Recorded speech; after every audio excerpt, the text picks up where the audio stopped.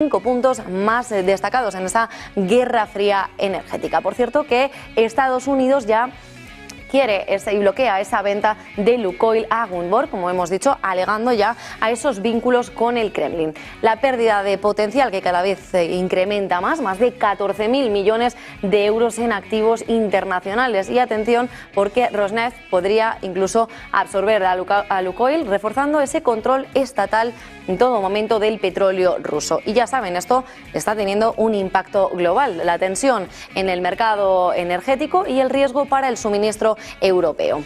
Mientras tanto, esa nueva era del petróleo político, el crudo, que vuelve a ser un arma de poder y de sanción. Pues vamos a comentarlo precisamente con nuestro siguiente invitado de la noche. En este cierre de Wall Street tenemos para hablar de ello a Luis Garbía. Muy buenas noches. Buenas noches, Valeria, encantado.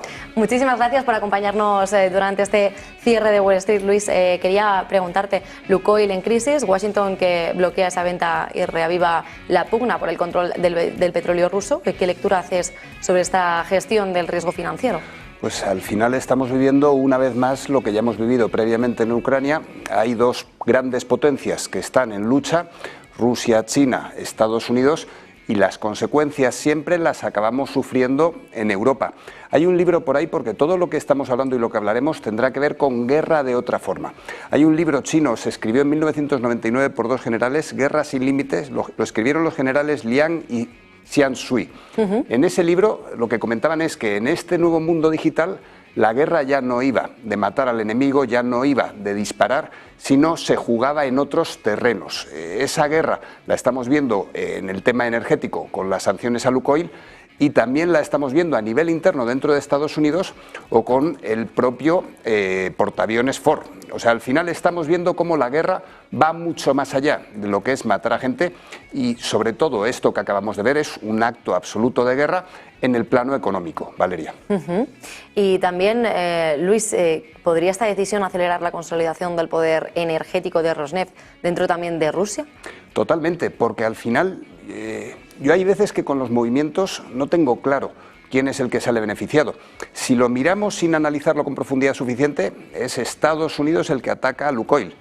Pero si lo miramos con un poquito más de detalle, efectivamente, al final Rosneft se consolida. O sea, al final es una jugada que beneficia o que puede beneficiar a Rosneft. El 40% del petróleo, del crudo ruso, lo controla Rosneft. Por lo tanto, esta jugada, que aparentemente la estética es de que estamos atacando a Rusia, si lo miramos en una clave con más profundidad, probablemente acabe saliendo beneficiada la propia Rusia. Luis, ¿crees que el impacto podría tener algún tipo de sanciones en los mercados europeos de energía y la estabilidad también del suministro global? Para empezar, la sanción se la han puesto a Gunvor, que es un agente suizo. O sea, hay un primer mensaje con la sanción que es: ojo Suiza, ojo, que ya cayó Credit Suisse, ojo Suiza y su imparcialidad, porque aquí podemos acabar cobrando todos. Luego, pensando en Europa, no es que sea un mensaje, es que solo falta que nos lo escriban por carta. Nos están diciendo de todas las formas posibles que tenemos, bueno, y de hecho ya lo estamos pagando, el gas en Europa tiene un coste 4 veces mayor en Alemania que el mismo gas en Estados Unidos. O sea, al final es un mensaje clarísimo a Europa, y el mensaje viene a ser: o te pones las pilas y reaccionas como una unidad, no puedes seguir cada uno de los miembros europeos haciendo la guerra por su cuenta, o el futuro que te espera es bastante gris. Claro, y podría incluso marcar una crisis de inicio de un nuevo ciclo de nacionalización de facto en el sector energético ruso. Al final yo tengo la sensación eso de que la historia no se repite, pero rima, y estamos viendo cómo. Me voy a Estados Unidos un segundo. En el caso de que Trump quiera dar cheques por dividendos de los aranceles, veremos otra vez una inflación de oferta, es decir, inyecta liquidez. Y luego, en el caso de Europa, respondiendo a la pregunta, si vemos cómo hay otra crisis energética, veremos, esta sí que es inflación de oferta. Por lo tanto, en Estados Unidos se inyecta liquidez en forma de cheques, inflación de demanda. Sí. En Europa tenemos otra vez la crisis energética, tenemos otra vez la inflación de oferta. Y al final es esta situación diabólica que ya después de la pandemia a Europa nos ha costado tanto, y me da la sensación de que todo indica que vamos a volver otra vez a esa misma historia. Además, con ese punto de tambores de guerra, con ese punto de subir el presupuesto en defensa cuando el 38% antes de la pandemia, ahora el 42% de las armas mundiales las exporta a Estados Unidos. Claro. Pues veremos a ver qué ocurre también a este lado del Atlántico. Quería cambiar un poco de tema, Luis, si te parece, con el escándalo que ha sonado hoy durante la jornada sobre el caso Epstein. ¿Qué lectura haces sobre...? Tú cambias de tema, pero yo no voy a cambiar mucho en el sentido de que es esa guerra sin límites. Sí. Al final lo que estamos viendo es cómo tú frente al enemigo, es una situación que en España nos puede sonar familiar, sí, esa judicialización de la política, ese llevar la política a temas familiares, a temas personales, y esto es algo que lleva coleando desde hace tiempo, igual que los viajes que tuvo en su momento Trump a Rusia. O sea, al final estamos en una situación en la cual la situación es cada vez más compleja. Los demócratas están empezando a jugar con unas armas que a mí personalmente me parecen muy peligrosas. Y cuando entramos con estos temas absolutamente personales, yo tengo la sensación de que nada bueno puede salir.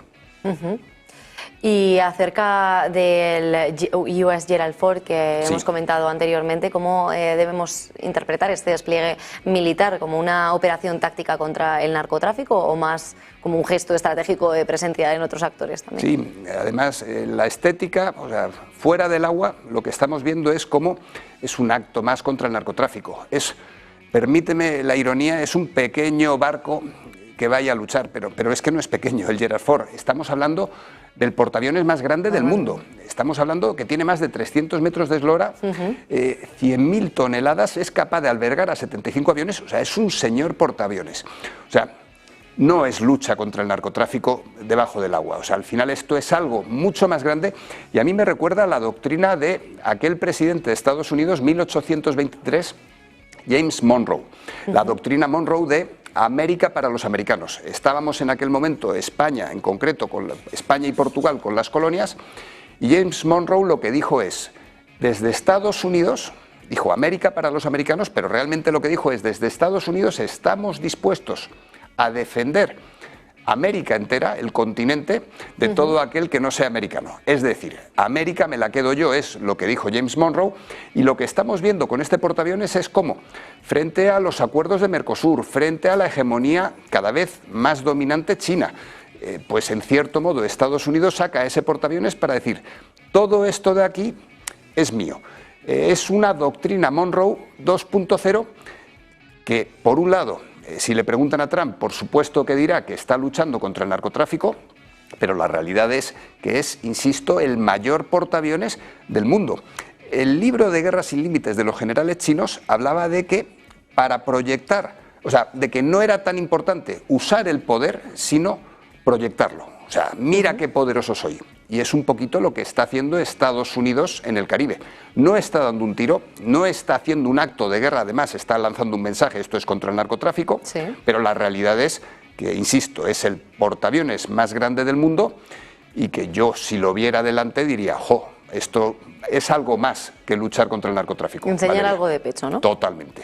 Pues, ¿de qué manera podría afectar también la contención frente a la creciente influencia entre China y Rusia también en el hemisferio occidental? Al final estamos viendo un circo de varias pistas. Y en este circo, ya lo he comentado alguna vez, me gusta mucho la metáfora, no todos están jugando la misma partida. Por un lado, Rusia está jugando una partida de ajedrez, en simultáneo con China. Que China lo que se dedica es a jugar al Go, ese juego en el que va poniendo piezas.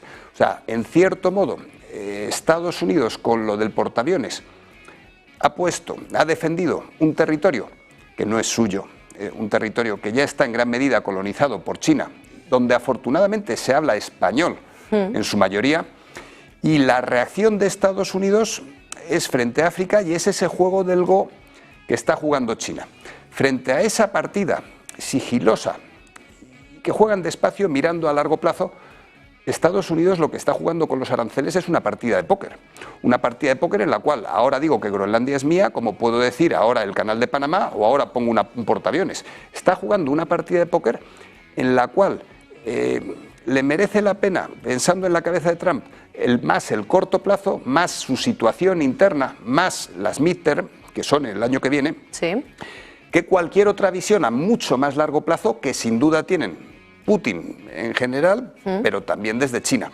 O sea, mientras que Trump está jugando una partida en la cual lo relevante son los próximos meses, las elecciones, insisto, midterm que tenemos en el año 2026, China tiene tiempo hasta para pensar en el centenario, que es 2027, agosto, del Ejército Popular de Liberación chino. Estoy pensando en Taiwán. O sea, mientras que yo tengo la sensación de que Trump, hoy por hoy, Taiwán sí lo sabe situar en el mapa, pero no está dentro de las cartas con las que está jugando, China entiende perfectamente lo que está sucediendo, dice, pues un portaaviones, pues bueno, tienen un portaaviones, ya tendremos algo nosotros más grande en el corto plazo. Pero mirando a más largo plazo, China ya tiene en su planificación África, América Latina, Europa también con el coche eléctrico, y me da la sensación de que veremos cómo Taiwán dentro de poco también entra dentro de ese juego chino. Y vuelve al escenario. Totalmente. Y Luis, ¿hasta qué punto podría este tipo de operaciones afectar ya no solo a Venezuela, sino al resto de países latinoamericanos? También veíamos México, podía haberse salpicado. No sé cómo lo ves. Yo creo que tenemos que empezar a mirar más a China. China con las exportaciones, ¿cómo afecta la situación de Estados Unidos a China? Pues ha decidido exportar menos a Estados Unidos, pero aumenta las exportaciones al resto del mundo. En este sentido, Estados Unidos está haciendo mucho ruido. ¿Qué podemos hacer desde Europa? Punto uno, ponernos en común, ponernos de acuerdo. Y luego, en lugar de mirar tanto a Estados Unidos, pues empezar a mirar más a Iberoamérica, América Latina, empezar a mirar más a África, que la tenemos muy cerquita. O sea, al final, esto es mucho ruido. Luego está el taco, el Trump always chicken out. O sea, al final juega al póker y hay mucho farol. Pues centrarnos no tanto en el ruido que genera Trump, sino tratar de buscar esas pepitas de valor que sin duda están, y desde Europa en concreto tenemos mucho que ofrecer, y si lo piensas, desde América Latina también y desde China también. O sea, al final la estrategia cortoplacista de Trump le empieza a salir rana en Estados Unidos principalmente. Claro, y en sí podría provocar entonces, hay riesgo de un efecto dominó entre Rusia, con otros actores que entren a jugar, Rusia o China. A ver, aquí hay que ver el dólar. O sea, el dólar está ahora, a ver, el dólar en concreto, tenemos una inyección de liquidez tremenda. La base monetaria de la Reserva Federal desde el 2008 la hemos multiplicado por 10. O sea, tenemos ahora 6 trillones en base, 6 billones en base monetaria, y M2, el agregado, está en torno a los 20 millones. Estoy hablando de memoria, pero que tenemos una liquidez inmensa, y esa liquidez acaba provocando que el SP500 esté en máximos, empujado por Nvidia, por las tecnológicas. Tenemos que el oro esté en máximos, que el Bitcoin esté en máximos. ¿Hay riesgo, de riesgo, valga la redundancia, sistémico? Pues yo por un lado tengo una serie de sensaciones parecidas a las que ya tuve en 2007 o en el año 2000, cuando había esas burbujas, pero en aquel momento no había tanta liquidez. Por lo tanto, yo tengo la sensación de que el teatro que tenemos en torno al dólar, todo el crudo del mundo, que lo estamos viendo hoy con Lukoil, se negocia en dólares. ¿Tiene necesidad China de acabar con el parque de atracciones, con el tenderete, con el teatro estadounidense que se mantiene con dólares? Pues yo sinceramente tengo la sensación de que a China no le importa venir, a China no le importa que los chinos vengan a hacer turismo a Europa, vayan a hacer turismo a Estados Unidos. Por lo tanto, si hay algo que ha aprendido la FED en estos últimos años, desde el 2008, es a inyectar liquidez, y con la crisis de Silicon Valley Bank, a inyectar esa liquidez rápido. Por lo tanto, sensación de que pueda haber algo sistémico, tenemos todos los indicadores a tope. Pero también tengo la sensación de que en este año 2025 la Reserva Federal ya sabe cómo actuar rápido, y ni a China ni a Rusia le interesa que haya mucho más follón a nivel armamentístico. Si lo pensamos bien, Rusia tiene el Donbass, Rusia está tranquila, China tiene una situación muy cómoda con los coches eléctricos, y yo tengo la sensación de que ni a Europa le viene mal la estabilidad, que la necesitamos como el comer, ni a Estados Unidos le vendría mal la estabilidad. El problema es que el propio Trump tiene una situación en su propio gobierno muy inestable, y ahí es donde está el problema. Expectantes también a esa posible reapertura a partir de esta noche del Gobierno federal de Estados Unidos. También veíamos ese mensaje que acaba de compartir Donald Trump en Truth Social acerca del caso Epstein. ¿Qué mensaje crees que está enviando precisamente el presidente de Estados Unidos en los mercados cuando mezcla esa crisis fiscal con un escándalo tan mediático como el que está siendo el de Epstein? Si hay algo donde Trump es un maestro, es en la gestión de medios de comunicación. El elefante que tiene Trump en la sala no se llama Epstein, se llaman 38 billones de deuda pública, de los cuales en los últimos 70 días hemos visto cómo ha subido el último billón. Imagínate, Valeria, que declarasen ilegales los aranceles y tuviera o bien que devolverlo, o imagínate que diera ese dividendo en forma de arancel, que todo parece que apunta a que lo va a dar por los últimos mensajes de Trump. Estaríamos hablando de 200 millones de americanos que puedan optar, siendo suave, por 2.000 euros estaríamos hablando de 1 billón más, 2 billones más. O sea, el problema tiene que ver con el gasto público. A Elon Musk le pusieron para controlar el gasto público. O sea, ¿por qué tenemos la situación en el gobierno federal que tenemos? Por una mala planificación en relación con los presupuestos generales del Estado.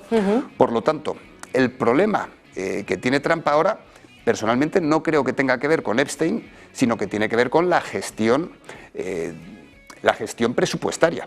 Claro. Y es que 38 billones de deuda, a mí lo meto en el saco de los máximos que estábamos hablando antes. Es el SP500 en máximos, todo inundado de liquidez, y al final es una situación que, si no te paras a ordenar la casa, pues la deuda seguirá creciendo. Y yo, visto lo que estoy viendo, dudo de que Trump tenga capacidad para pararse a ordenar su propia casa. Pues veremos a ver qué ocurre. Luis Garbía, director del Máster de Riesgos en ICADE, muchísimas gracias por acompañarnos. Gracias a vosotros siempre, un placer.